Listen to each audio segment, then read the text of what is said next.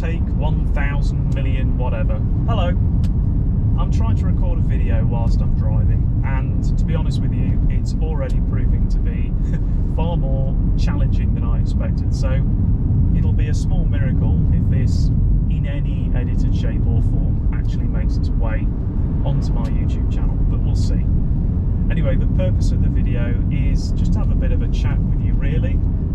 Talk about what's coming up on the channel, and also talk about this car, which I've had a bit of an up and down relationship with, which is this sort of 2012 Volvo XC60 D5. I'll also have a bit of a chat about going to Volvo XC60 at Elvington and what that was like. So one of the things I wanted to sort of address and talk about first is where I came up with the Twitter name and the channel name from. Some might assume it's to do with an automatic gearbox that can't change it, can't choose its gears correctly, and there's probably an element of truth to that. But actually, indecisive auto comes from my profoundly confused and completely erratic car buying process. My car buying process doesn't make any sense. What tends to happen is I scroll through about 6 million different variations and then inevitably go and just buy another bloody Volvo, which is exactly what I did with this. And even with this, I didn't actually buy what I set out to go for. I'd originally said to myself, after having the 2-litre turbo S60, that I was going to buy a P2 XC90, a late XC90 was what I'd originally set my sights on. My dad's got a 25T, and I just love sort of the Hisume feel of a machine made of solid granite that thing has when you put it down the road. And that was pretty much, what I set my heart on. And again, then somehow arrived at buying one of these instead. I think perhaps on the basis that I was hoping that it would be a little bit more modern and a little bit more accomplished. And I haven't driven a D5 XC90 in the model year in the end that I was planning to buy, but I'm sure that probably on the road itself this is a better car, and it does benefit from the later technology diesels and all the other things that Volvo never really got round to introducing in the P2 XC90, just because it was a vehicle at the end of its design life, really, by sort of 2012, 2013. So, like I say, my car buying process is irrational at best. I bore quickly. I am very, very, very, very particular, and that in turn just makes the whole process of choosing, buying, looking at, considering buying a car a bit of a nightmare. And that's usually what happens. I go round in this big loop of indecision and go, I know, I'll buy another Volvo, which is how I've landed in this XC60. So that's sort of a little bit of how, in a slightly rambling and probably not at all psychological or sane way, I've sort of arrived at that channel name. The channel, again, is sort of, I'm not expecting to get huge number figures. It's not going to become my day job. I'm a network engineer. For me, it's a little bit of fun. And the other thing I would say is I'm not interested in imitating what anybody else is doing. So I know just from looking at the analytics that nobody's really interested in the time-lapse driving videos that I've been doing, or things like that, and that's fine. But the one thing I'm probably going to continue to do is just plug away at my little corner niche of the internet, if you like, rather than worrying about putting too much effort into imitating what others do. Now, that's not to say that I wouldn't like to do some road tests or some other bits and pieces in the future, and I will be doing coverage of certain car shows, one of the most notable being Festival of the Unexceptional, which is coming up very, very soon. So you know, there is going to be a mixture of stuff, but I don't think, I'm kind of a realist here. I've only got so much time that I can dedicate towards YouTube as it is, and my creative work is usually fairly evenly split at the moment between shooting videos and doing photography. Stuff may evolve depending on sort of what the pickup is like. I'd like to do some mechanical work videos. I quite enjoy doing car detailing and cleaning. I am one of the 2 bucket, in fact 3 bucket brigade with the amount of stuff I drag out when I wash a car. So one of the things I have got is a couple of, if I haven't already uploaded them by the time I upload this, is a few POV wash videos and another quite detailed detailing video, no pun intended, as well.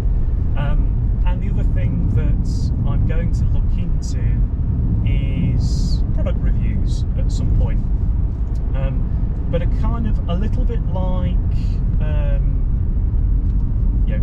driving a car. There's a certain amount that you get to know on a first drive, but you don't understand the full foibles and characteristics of a car until you've had a chance to drive it a bit. I feel a little bit like that about detailing products. So if I ever publish any detailing or car cleaning product reviews, they are going to be what I'm going to call end of bottle reviews, where I've had a chance to use the product over a period of weeks or even months to give you a nice and accurate picture of how I think they perform. Prime example of that video I'm going to do is the Maguire's Hybrid Ceramic Spray Wax, a product that when I first got, I hated. Didn't like the way it went on, didn't like anything about it whatsoever, and now I've got to the end of the bottle, I'm a big advocate of it, particularly if you don't have a lot of time. I think it's superb. So that's how the format of those sorts of reviews, as and when I get to do them, will sort of go along. And the other thing I'd like to try and do, although I don't sort of get to escape out that often, sadly, and given everything that's gone on in the world, who knows how that will go over the next year or so, but sort of in the vein of the time-lapse driving videos that I did, I go up to Scotland quite a bit, to the Highlands, and one of the things I'm going to do, or would like to do this year when I go up there, is just provide a little bit more of a talking and driving coverage of places that I've been to. So we'll see how that pans out. I think one of the things I'm quite curious about at the moment are electric cars, simply because there's no getting away from it. That's where everything's going. And then you've got me, who's quite frankly a noise, vibration and harshness freak. I get driven mad by all manner of weird resonances that you get from, as charismatic and as lovely as this 5-cylinder diesel is. It's got some characteristics that just drive me bonkers. I'm curious to see how the electric car experience translates, in terms of driving. I'm sort of mindful that this is almost certainly going to be the last diesel I buy. I think it's pretty much unquestionable that the next car I buy, at the very least, I suspect, will be a hybrid. It's just going to be very interesting to see where everything goes. This 5-cylinder diesel was probably one of the few diesel engines I would tolerate, just because it does make a lovely noise, and whilst it can be a bit thrashy and harsh at times, it's got character. But what's the modern hybrids drivetrains like now? What is full electric drivetrain like now? Can you get to places without worrying about charging and other sorts of compatibility issues? The other thing I'm hoping to cover, I'm just going to indulge myself in a bit of acceleration.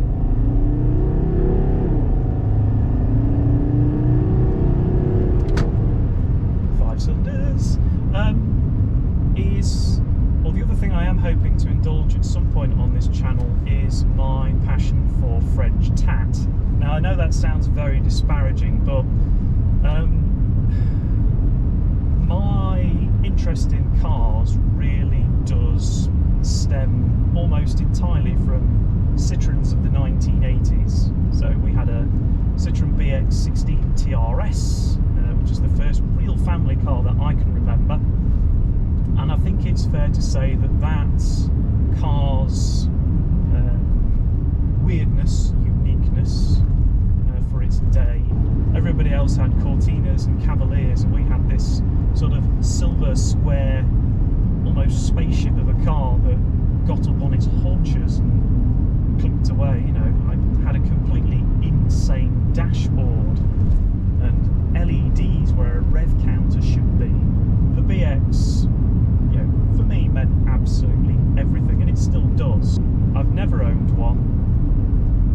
I had an opportunity years ago to rescue a 16-valve model, and to this day keep lamenting myself for not doing so. So I'm hoping at some point in the not too distant future to scratch my hydro-pneumatic itch, so to speak.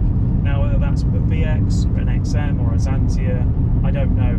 It's fair to say that supplies of those kinds of vehicles are becoming a little bit more scarce and prices are on the up. But hopefully I can find something, and certainly if I wind up with anything like that, there'll be quite a bit more sort of driving and probably, I would imagine, tinkering content. That's a very annoying rattle that's appeared in the dashboard. So anyway, on to this 2012 Volvo XC60, which again I think I've mentioned, and then anybody who follows me on Twitter will know, I've had an up and down relationship with over the past 12 months. It's certainly not perfect by any stretch of the imagination, and it's actually one of the most expensive cars I've bought as well, which is a little worrying. But yeah, we'll talk about the good points first. It's very safe, very solid, very, very easy to drive. I took it down to Cornwall in October of last year and drove it into Torquay. You know, really busy, normally the kind of place that I would actually get quite sort of stressed out effectively driving around, and it was no bother whatsoever. It's very practical, and it just makes such a lovely noise. You know, this 5-cylinder diesel is just, I mean, I am no fan of diesel engines at all. If I could have this with a 2.5 litre turbocharged petrol with about the same brake horsepower output as I think they sold in the States, or could have easily got hold of the T6 model, that's what I would have had. I'm not a diesel person at all, but this 5-cylinder unit, you at least get quite a nice charismatic noise. You also get a fair bit of vibration. And the other thing I would say about the D5, and I'll be curious in the comments actually if you own a 5-cylinder diesel Volvo, let me know if you think the same, but these engines are moody, because sometimes I can drive this and it's as smooth as silk, it's lovely, and other days you get in it and it's almost like it's annoyed that you've woken it up.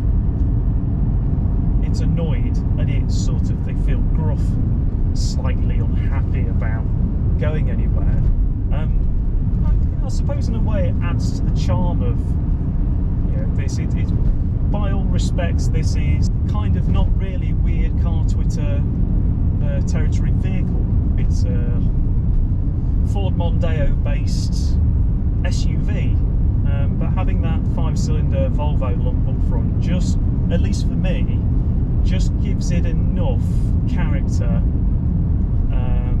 to make it enjoyable. It also adds its own set of quirks, as I've already mentioned a few times in this video, about peculiar resonances and, you know, the packaging problems I think as well that are associated with sticking an inline 5 lump in the front of any car. But yeah, these 5-pop Volvo diesel engines and that moodiness, you know, it's something I've encountered encountered before. I had the predecessor to this engine, 100. This is a 230 brake horsepower with a Polestar tube, but I think 215 standard. I had the 180, I'm going to say, brake horsepower version in a Volvo XC60 R design with a 6-speed manual box, and that was just as moody at times. It could be very grumpy some days, and then just beautifully smooth on others. But always, when you needed it, it could put a smile on your face. I'll touch briefly on economy, but again, I think anybody who buys one of these and then expects sort of much over 40 mpg probably being a bit optimistic. The best I've seen out of this is about 45 to the gallon, and again, that was taking its Torquay a while ago, but generally I average about 35 with quite a bit of town driving. I don't tend to hang around in it too much, and I tend to favour using the sports mode on the gearbox or holding it in higher gears, because it has a DPF, and one of the things I don't particularly want to happen is for that to block. And as has been the case for most people in pandemic life, most of my journeys haven't been long, decent ones on a dual carriageway or motorway. So maybe as the world gets a little bit more normal, my average MPG might improve a little bit. But if it doesn't, it's not the end of the world. It's way better MPG than I was getting out of the 2-litre turbo Volvo XC60 that I had before this. But again, it's a nice car. There are a few little issues and quirks with it right now that I'm trying to get to the bottom of. Some of which may display themselves on this drive today, and some that might not. The most sort of irritating characteristic it's got at the moment is a rolling low frequency vibration that occurs at 70. It's very deep, and the best way I can describe it, it's like somebody's taken a dance track, removed all the other percussion and instruments, and all you can hear is somebody going completely mad with a sort of very low bass. Now I've taken sections of video and sped it up just to make sure that, just because if I post a clip now of it in real time,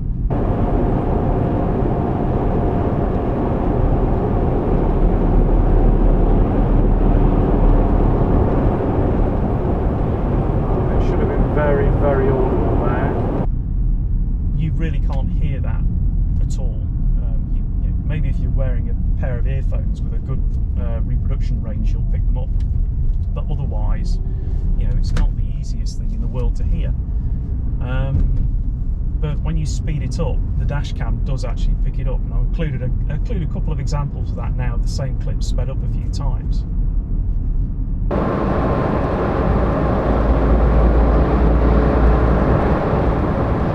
should have been very audible there.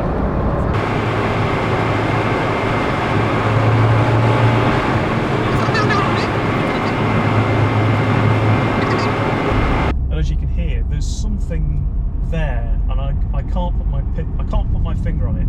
The only other thing it's done a few times, although it's not annoyingly been able to be reproducible enough to present to the main dealer, is I've had a few rattles when turning left in it as well, like a clattering noise, which makes me wonder if I've got a dry CV or some other form of issue. But whatever it is, it's clear it's going to need a little bit more time to develop.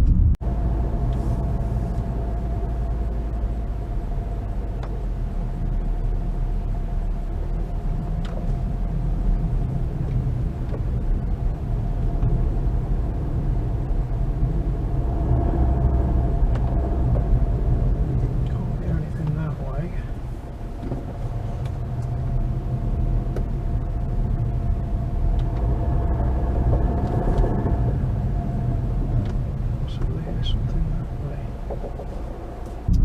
So that's one thing.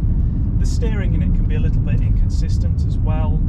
It's never heavy when parking, but sometimes when you drive it, there's a resistance in the small movements that are a normal part of driving every day.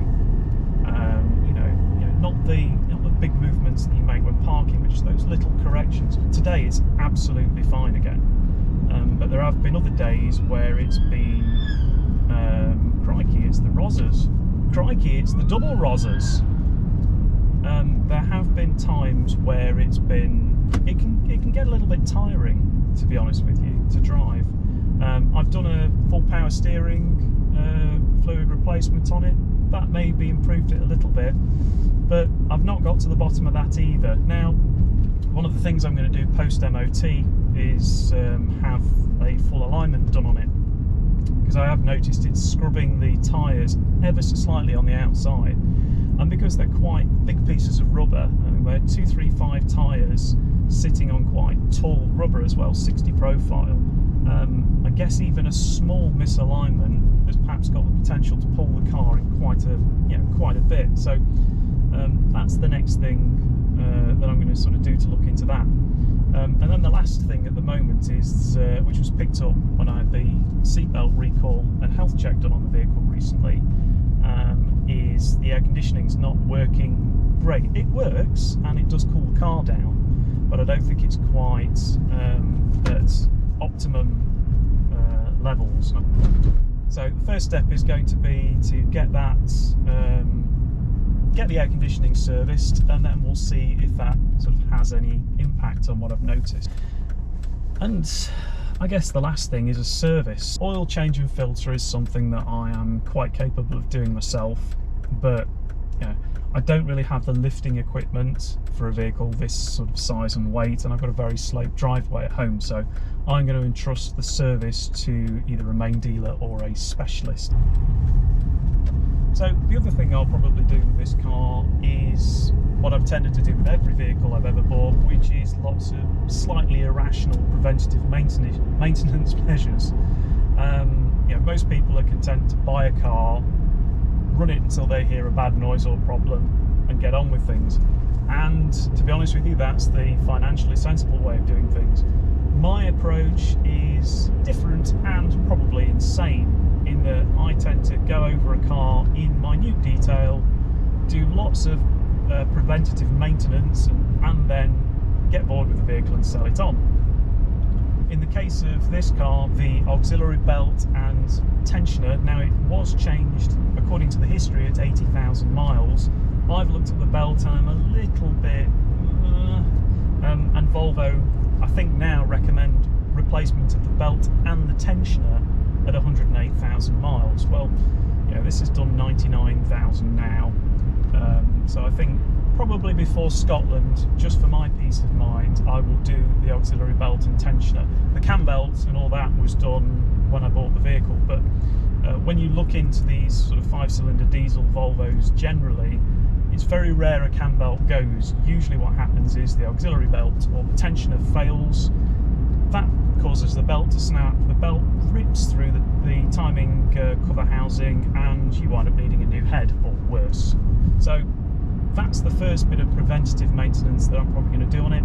Whilst that's being done, I may change the freewheeling alternator pulley on the alternator. You usually know when those have gone bad because they start chattering.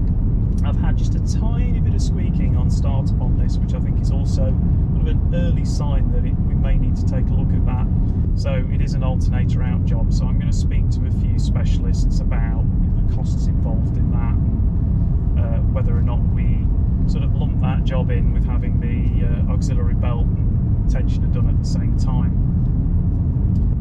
And then there's kind of a few silly cosmetic things that I'd like to do to this, because frankly it's not much felt like my car in the last 12 months. One rite of passage for many Volvo enthusiasts is to stick a pair of moose badges on, and for whatever reason I was talked out of that by my dad, and I was like, you know something, it's very me, a set of moose badges. It's a bit of fun, and it's going to wind up with a set. I've already equipped it with what I've described as my anti-mechanical breakage stickers, which is in support of one of my favourite YouTube channels, which is Mr. Ian Seabrook and his Hobnut YouTube channel.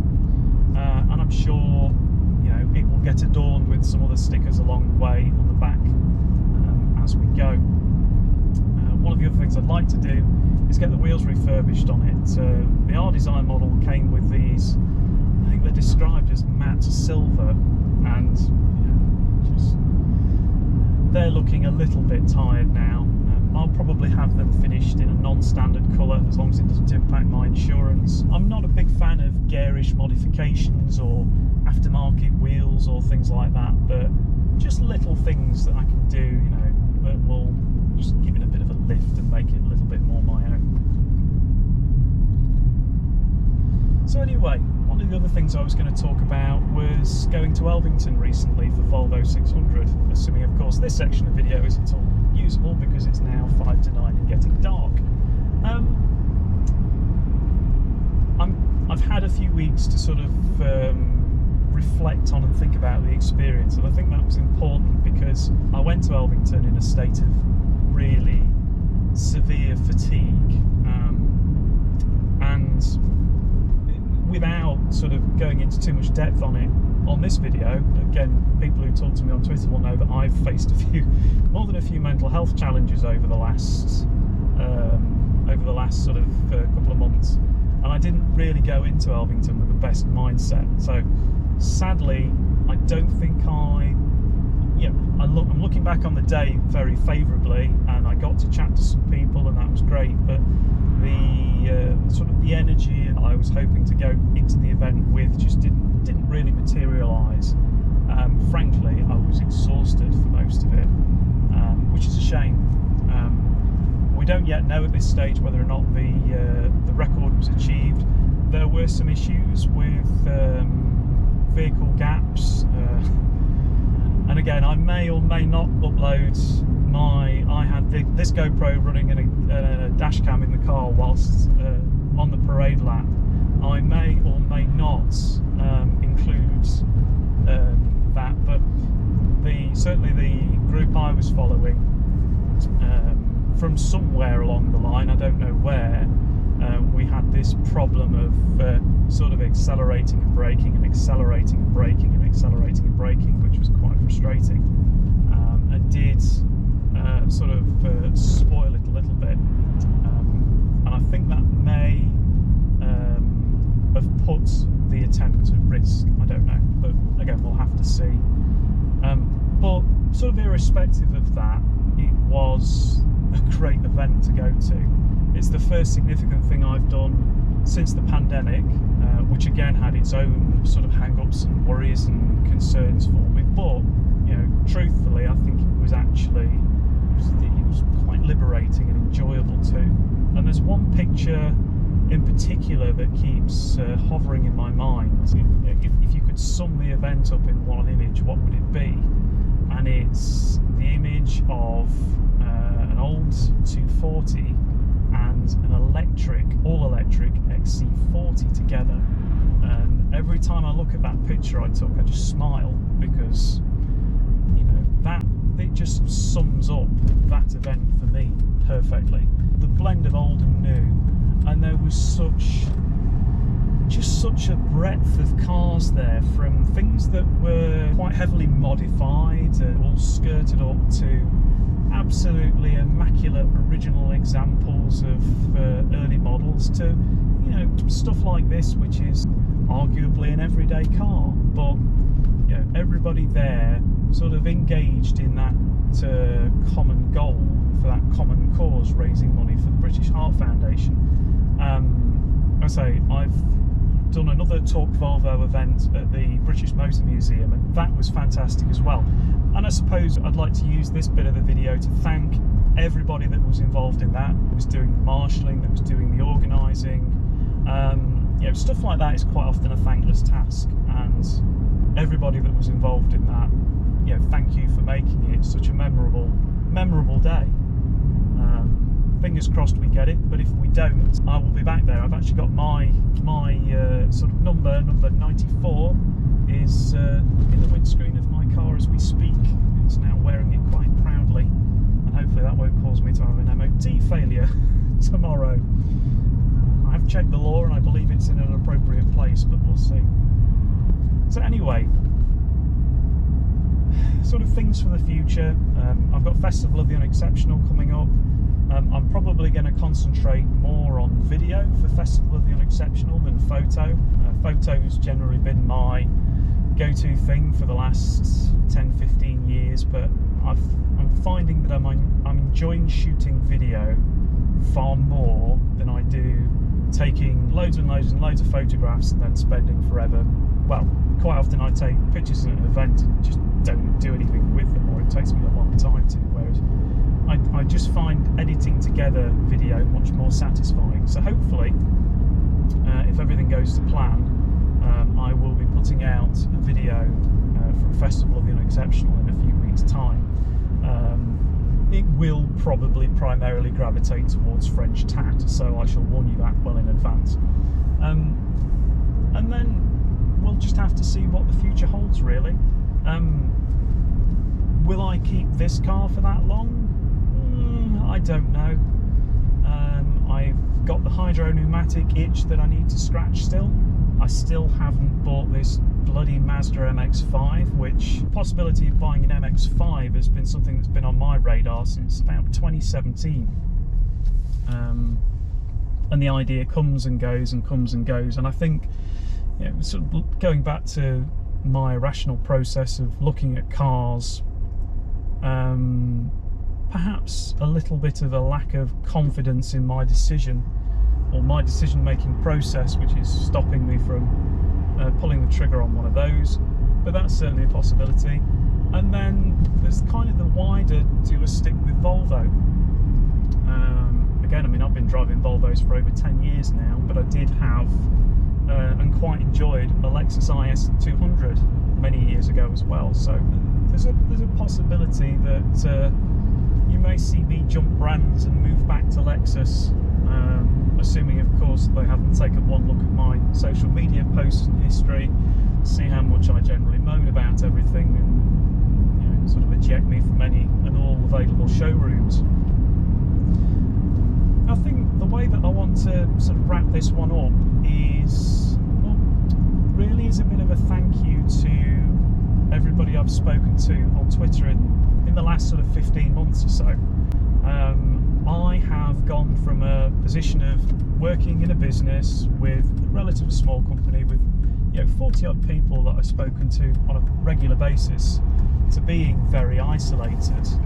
But the connections that I've been able to make through Twitter really have helped me keep going, and I mean that. So, you know, if you've liked any of my tweets, or you've chatted, or you've dropped a message, it really is appreciated, because there have been bits of the last year or so that have been very dark and very difficult to deal with, and I think if I hadn't had the crutch of weird car Twitter, for want of a better term, to fall back on, I don't know where I would have been.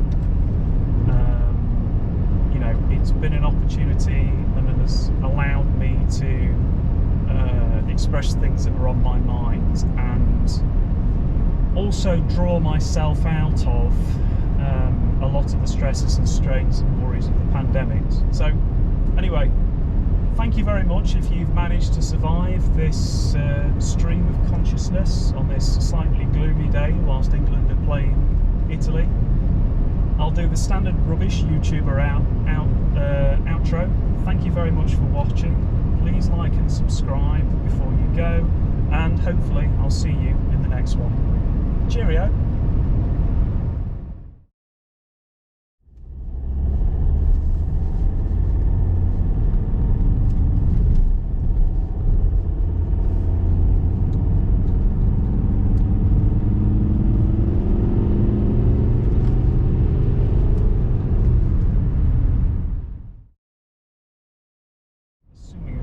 Any of that was usable, if it wasn't usable at all. We'll need to have an edit there. Been driving for nearly an hour, so the GoPro battery is going to go, I'm going to go flat in a minute. So anyway, sort of things for the future. I really hope I don't choose to sign every every video out. Cheerio. So quintessentially British. And a piece of rattling trim. This car hates me. I'm convinced of it.